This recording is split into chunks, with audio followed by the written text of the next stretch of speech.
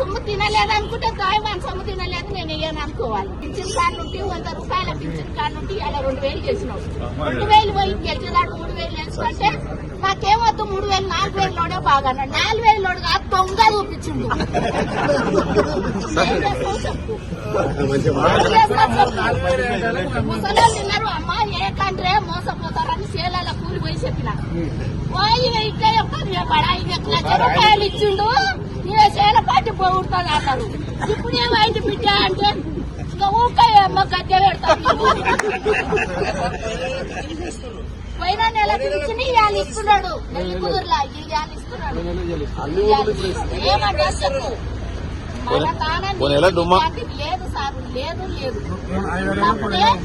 Sir మంచోడు అంటారు. నాకు న్యాయం చేయాలి గెలవలేదు సార్